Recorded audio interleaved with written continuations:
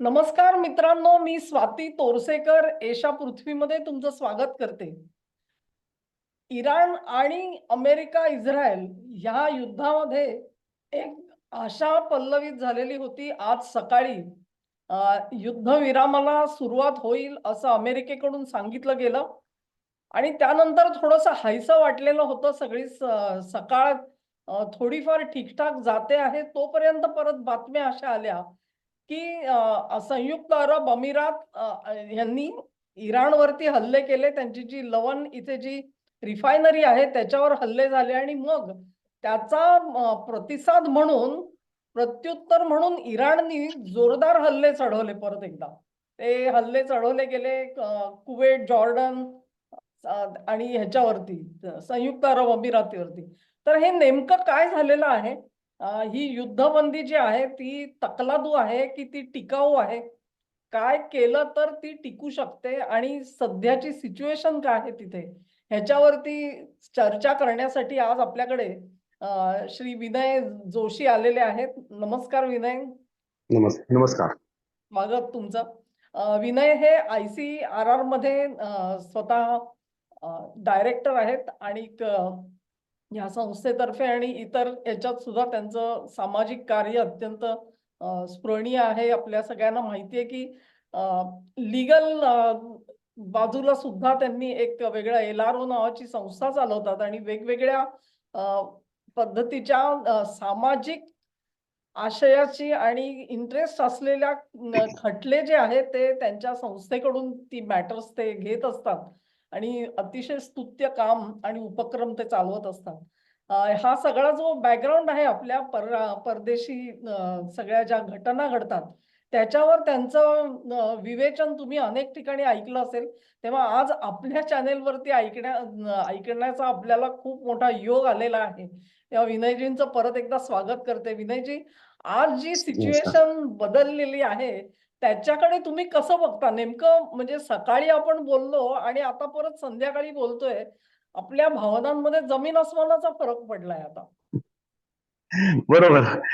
मुळात युद्ध सुरू का झालं? युद्धाचे वॉर ऑब्जेक्टिव्ह काय होते? इथून सुरुवात केली तर आणि आज वॉर ऑब्जेक्टिव्ह मध्ये अमेरिकन्सनी 15 मांडले सीज फायर अग्रीमेंट मध्ये आणि इराणनी 10 मांडले. तर ह्या दोन्हीमध्ये फार काही हातास लागल्याचं दिसत नाही. आधी आपण काय ऑब्जेक्टिव्ह होते ते बघितलं तर इराणची शिया हुकुमशाही, शिया राजवट, धर्मांध लोक त्यांच्या दृष्टीने धर्मांध शिया राजवटीचा खात्मा करणं, IRGC हा जो रॅडिकल मिलिटरी फोर्स आहे इराणचा, त्या IRGCचं नेतृत्व पूर्ण मोडून काढणं, ठेचून टाकणं, इराणचे न्यूक्लिअर आणि मिसाईल प्रोग्राम जे आहेत ते समूळ नष्ट करणं आणि इराणमध्ये लोकतांत्रिक राजवट प्रस्थापित करणं, असे नोन ऑब्जेक्ट इराण, अमेरिका आणि इस्रायलचे होते. इस्रायल ह्या युद्धात सामील का झाला हा प्रश्न पडेल. शेजारी नसताना सामील का झालं आणि अमेरिकेला झुगारून त्यांनी सैनिकी कारवाई का सुरू केली? तर इस्रायलच्या उत्तरेला लेबनॉन आहे आणि लेबनॉन मध्ये शिया अतिरेकी संघटना हिजबुल्ला ऍक्टिव्ह आहे. तर ती हिजबुल्ला इराणच्या आर्थिक आणि सैनिकी सहकार्यावर इस्रायलमध्ये सतत हल्ले करत असते. त्यामुळे हिजबुल्लाचा बिमोड करायचा आणि हिजबुल्लाचं फंडिंग आणि मिलिटरी सपोर्ट तोडून टाकण्याकरता इराणमधली IRGC ची शिया राजवट आहे ती उच्चाटन करून टाकायची आणि सुन्नी गट हमास जो आहे पॅलेस्टाईन मध्ये, त्याला 7 ऑक्टोबरच्या हल्ल्यांसाठी पण इराणनी सैनिकी मदत केली कुच फोर्सेसनी. त्यामुळे त्याचाही बदला घ्यायचा आणि भविष्यात पुढे 50 वर्षात इराणी राजवट त्यांच्यावर कधी हल्ले करू नये याचा पूर्ण बंदोबस्त करायचा. हे इस्रायलचं नोन धोरण होतं. आणि इराणी धोरण काय आहे की इस्रायलचं अस्तित्वच आम्हाला मान्य नाही असं इराणचं नोन धोरण आहे. त्यामुळे इस्रायल विरुद्ध या प्रॉक्सी कोणत्याही पद्धतीने यांची मदत आम्ही बंद करणार नाही असं इराणचं म्हणणं आहे. या दृष्टीने इस्रायलचा ऑब्जेक्टिव्ह रॅशनल होता. दुसरा अमेरिकेचा जो ऑब्जेक्टिव्ह याच्यामध्ये होता तो पूर्णपणे कमर्शियल आहे. जसा व्हेनेझुएलात मदुरोचं अपहरण करून तिथलं तेल चोरायची अमेरिकेने सुरुवात केली, तसं इराण हा एक प्रचंड मोठा क्रूड आणि गॅस सप्लायर आहे.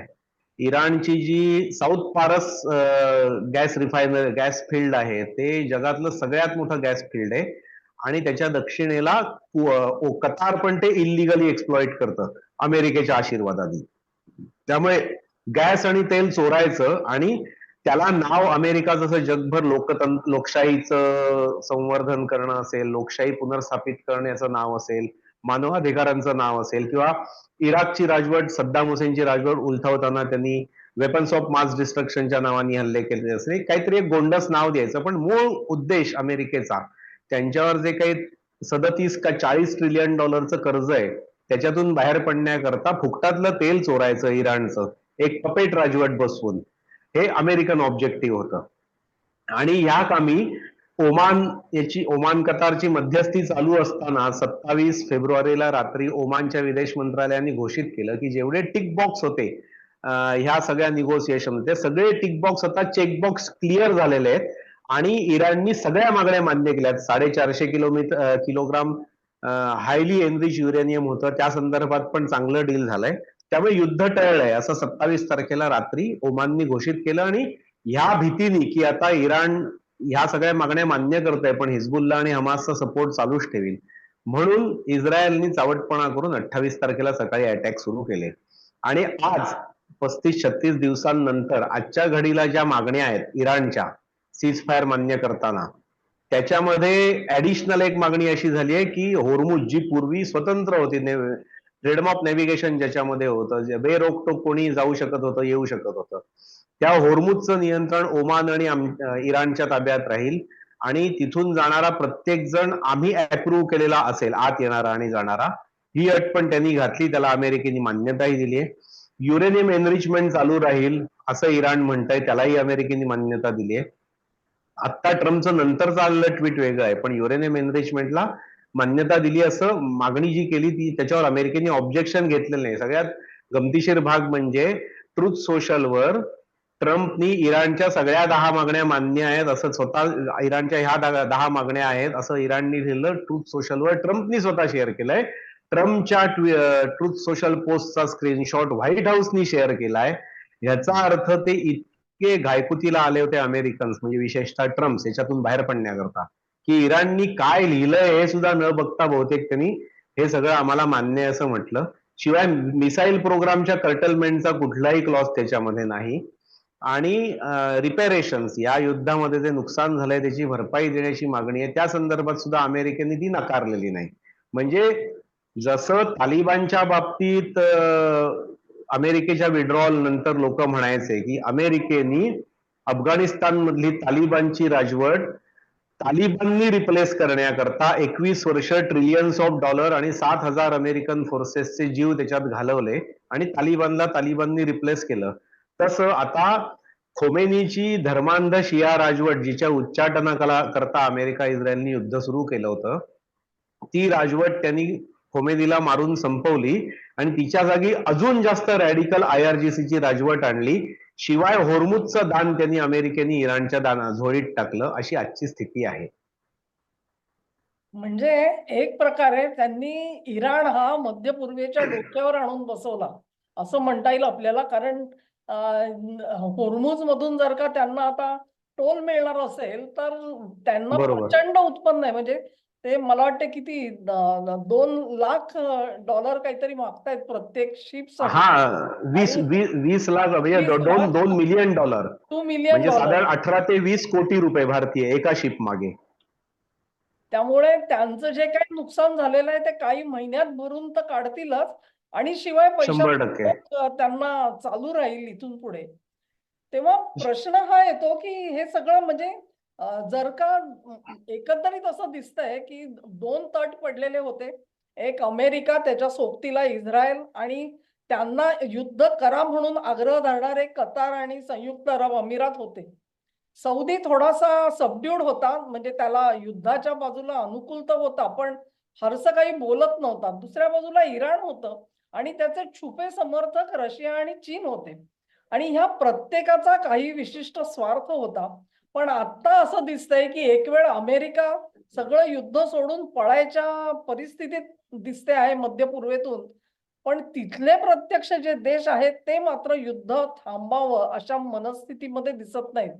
अन्यथा या लोकांनी आज इराणवर हल्ला करण्याची काही गरजच नव्हती आणि त्यांनी जर का हल्ले केले तर इराणनी त्याला प्रत्युत्तर दिलं, त्याला सुद्धा आपण दोष देऊ शकत नाही. तेव्हा अमेरिकेचा कितपत होल्ड आहे या सगळ्या परिस्थितीवरती आणि अमेरिकेचा नसेल तर मग मध्य पूर्वेला सांभाळणारे कोण असा प्रश्न येतो. तर आता ह्या पुढे ह्याच्यातून एक बिगेस्ट आउटकम जर म्हणू आपण, सगळ्यात मोठा ह्याच्यातनं परिणाम काय बाहेर आला हे जर बघायचं झालं तर आज मिसाईल टेक्नॉलॉजीच्या बाबतीत विशेषतः क्लस्टर म्युनिशन वाली मिसाईल जी आजपर्यंत कुणी इतक्या ब्लेटंटली ओपनली वापरली नव्हती, ती इराणनी वापरली. ती सगळी त्यांची स्वतः डेव्हलप केलेली आहेत.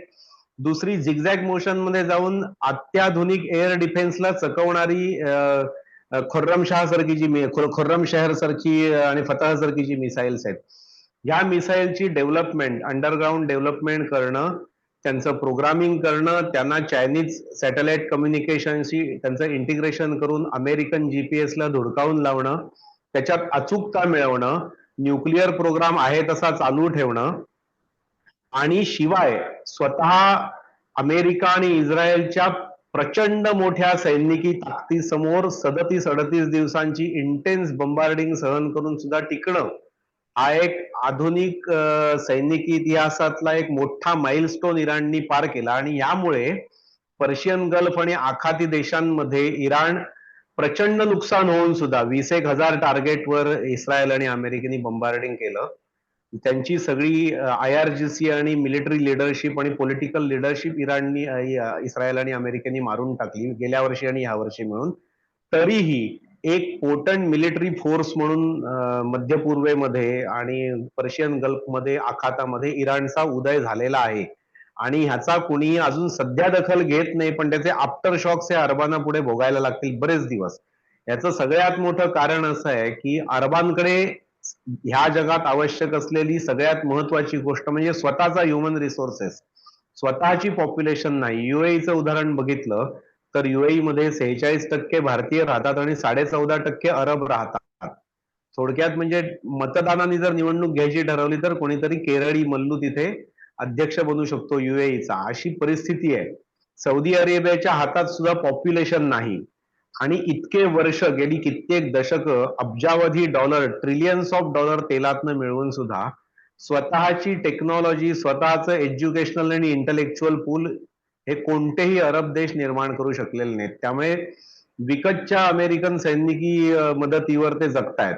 या उलट इराण इराक वॉर पासून धडा घेऊन इराणनी स्वतःचा एक प्रचंड मोठा इंटलेक्च्युअल बेस निर्माण केलाय. त्यामुळे बाहेरच्या जगात इराणमधली इस्लामची, महिलांबाबतची वागणूक वगैरे कितीही बदनामी इराणची केली तरी आज त्यांच्या न्यूक्लिअर आणि मिसाईल टेक्नॉलॉजीमध्ये किंवा नॅनो टेक्नॉलॉजीमध्ये इराण एक मोठा फोर्स मानला जातो. इंटरनॅशनल व्यासपीठांवर त्यांना प्रतिबंध असला तरी या सगळ्या फील्डमध्ये 50 ते 70% महिला सायंटिस्ट आहेत.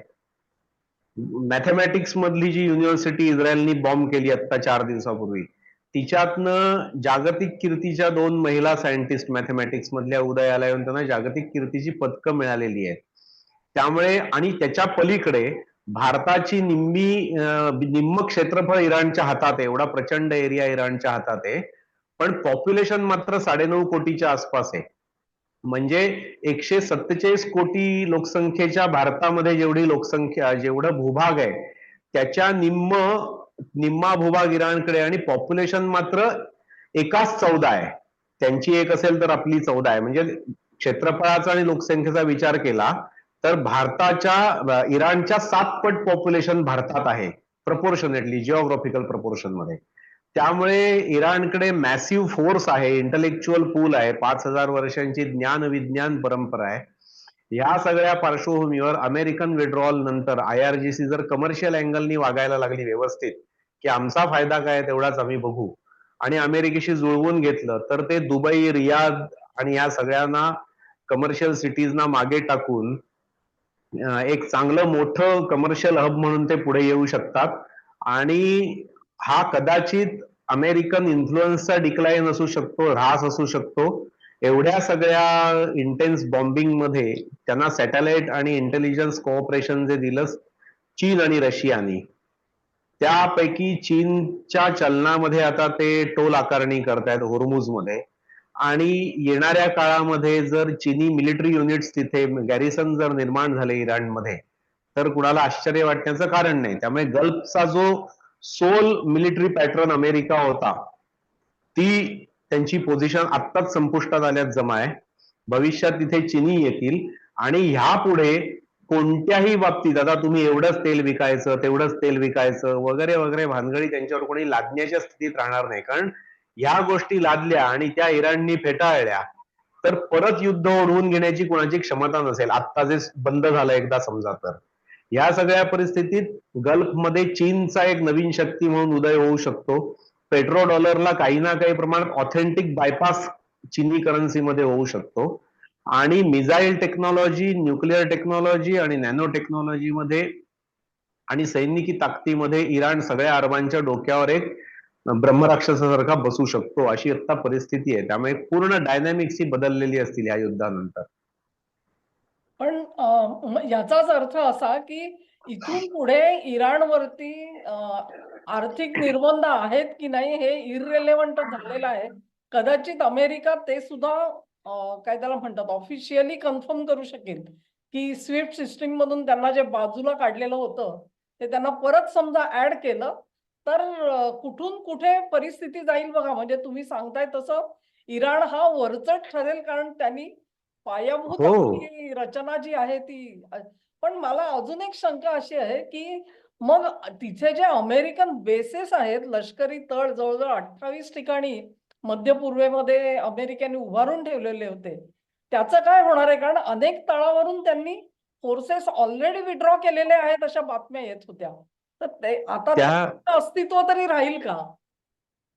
हा, आता ते कसं आहे की समजा आता ह्याच्या डिप्लोमॅटिक स्किलची हायेस्ट लेवल जर इराणनी दाखवली आणि ते म्हणायला लागले अरबांना एक एकटा वेगवेगळा, ओमानला, कतारला, की तुम्हाला आमच्यापासून घाबरण्याचं कारण काही नाही, आम्ही तुमच्याकडे येतो आणि आपण कोऑपरेशन करू. ही प्रोसिजर एका रात्रीत होणार नाही. पण अमेरिकन डोमेस्टिक प्रेशर या युद्धानंतर ट्रम्पवर प्रचंड वाढेल आणि नॉन इंटरव्हेन्शनिस्ट मुवमेंट तिथे अजून प्रगत होतील. जशा नो किंग्स डेच्या निमित्ताने आपण बघितल्या, 90 लाख लोक या इंटरव्हेन्शनच्या विरोधात रस्त्यावर उतरले होते 3300 ठिकाणी अमेरिकेमध्ये. त्यामुळे अमेरिकन फोर्सेस राहिले काय आणि नाही राहिले काय, आमचं रक्षण आम्हालाच करावं लागेल, ही भावना आता अरबांमध्ये निर्माण झाली. याचा भाग म्हणून Ukrainian drone expert American Saudi Arabia युएईनी आपल्या इथे आणले होते. त्या ड्रोन एक्सपर्टच्या कॅम्पवरच डायरेक्ट गॅरिसनवर इराणच्या ड्रोन स्ट्राईक मध्ये 2-3 जण मारलेही गेले युक्रेनियन. त्यामुळे अमेरिकन हार्डवेअर ही किमतीला प्रचंड आणि इफिशियन्सीला अगदी फालतू असतात असा जो समज त्यांच्यामध्ये हळूहळू निर्माण होतोय. किंवा इंटरसेप्टरच्या बाबतीत मिसाईल इंटरसेप्टर टेक्नॉलॉजी चांगली आहे पण ती रिप्लेनिश करायला 7-7, 8-8 वर्ष जातात.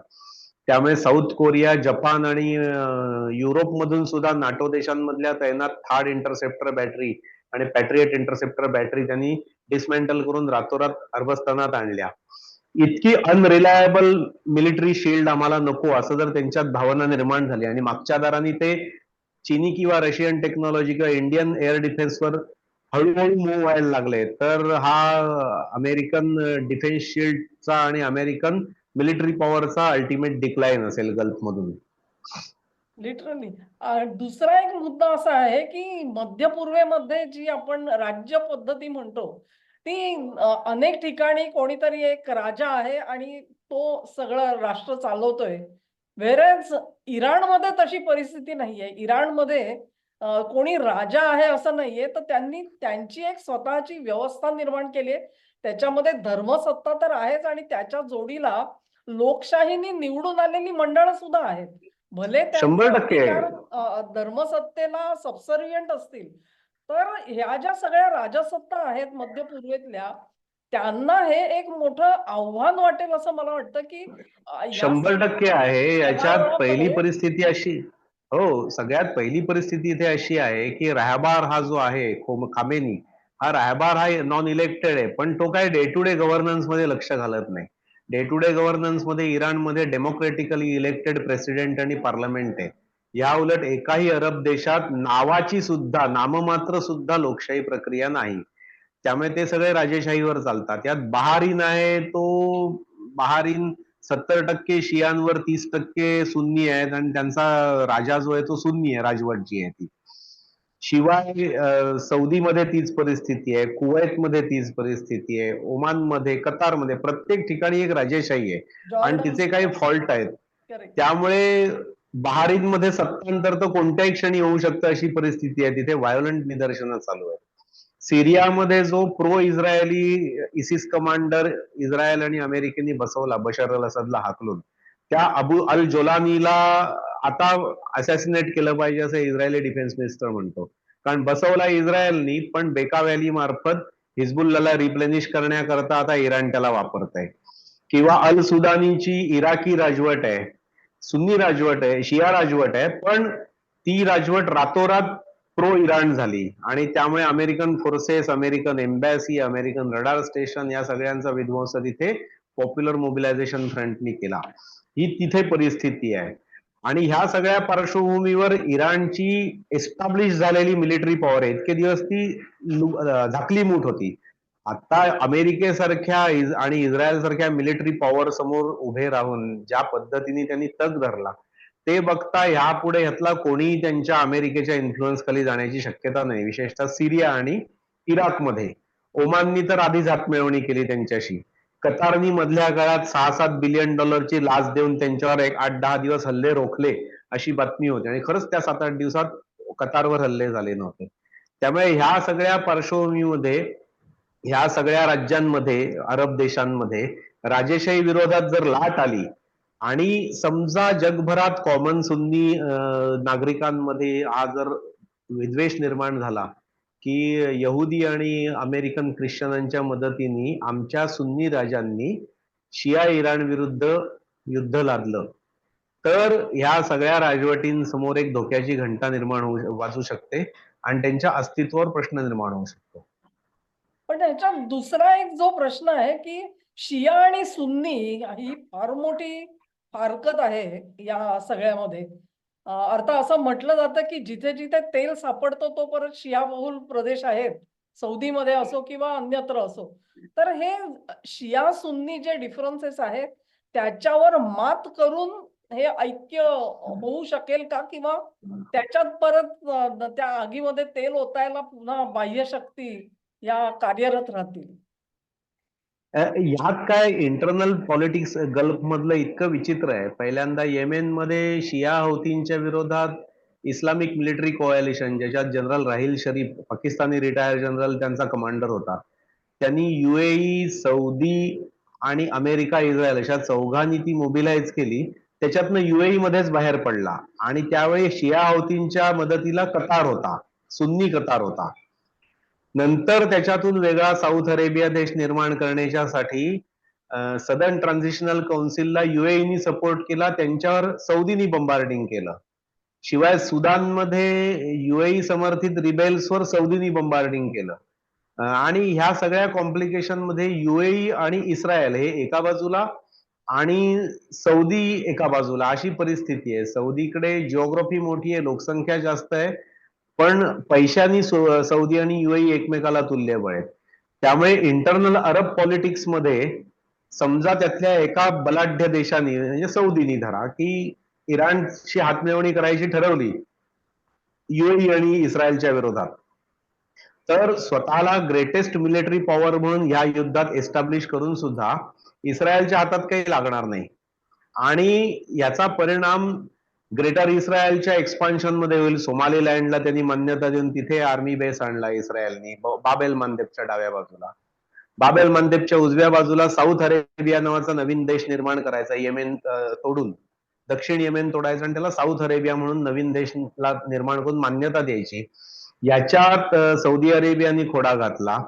त्यामुळे रिजनल एक्सपान्शनिझम जो आहे इस्रायलचा आणि UAEचा, त्याला चेक देण्याकरता जर सौदीनी आर्थिक आणि अन्य प्रकारची छुपी मदत इराणला ह्या पुढे केली तर आश्चर्य वाटण्याचं कारण नाही. आणि ह्यामुळे एक गल्फ कोऑपरेशन काउन्सिल जी आहे GCC तिची मृत्यूघंटा वाजू शकते.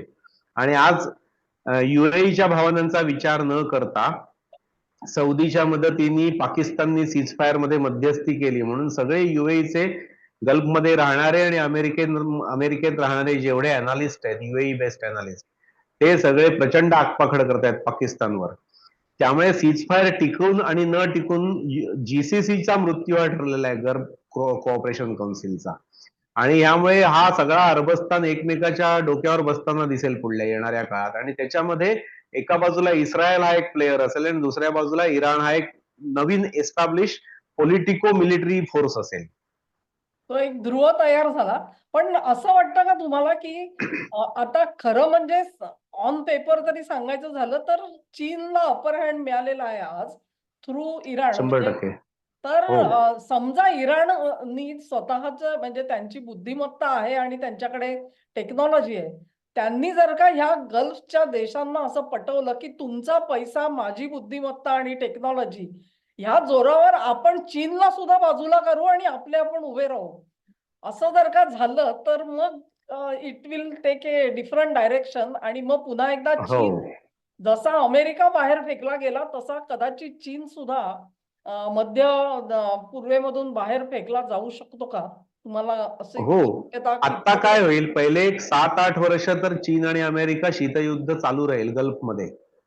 आणि याच्यामध्ये जर नॉन अलाइनमेंट सारखी एक मुवमेंट, नॉन इंटरव्हेन्शनिस्ट मुवमेंट US मेनलँडवर झाली आणि अमेरिकन प्रशासनावर दबाव यायला लागला तिथे इन्व्हेस्टमेंट न करण्याचा, तर येणाऱ्या काळामध्ये चीन आधी तिथे येईल, चीन एस्टॅब्लिश होईल आणि त्याच्यानंतर पॅन अरेबिझम किंवा पर्शियन आणि गल्फ सगळे एकत्र येऊन, अरब आणि पर्शियन एकत्र येऊन पुढल्या 10-15-20 वर्षामध्ये अँटी चीन मुवमेंट तिथे डेव्हलप होऊ शकते. पण सध्या चीन सगळ्यांना रिप्लेस करण्याच्या स्थितीत दिसतो, कारण चीनची सॅटेलाइट टेक्नॉलॉजी, चीनचं सॅटेलाइट कम्युनिकेशन, चीनची मिलिटरी टेक्नॉलॉजी आणि त्यांच्या नेव्हीची मॅसिव्ह पॉवर, ह्या सगळ्याचा एक प्रचंड सायकोलॉजिकल परिणाम सगळ्या अरबांवर झालाय की ज्या अमेरिकेला आपण बिलियन्स ऑफ डॉलर देतो दरवर्षी डिफेन्स अग्रीमेंट मध्ये, गेल्या वर्षी MBSनी सौदीसाठी $142 बिलियन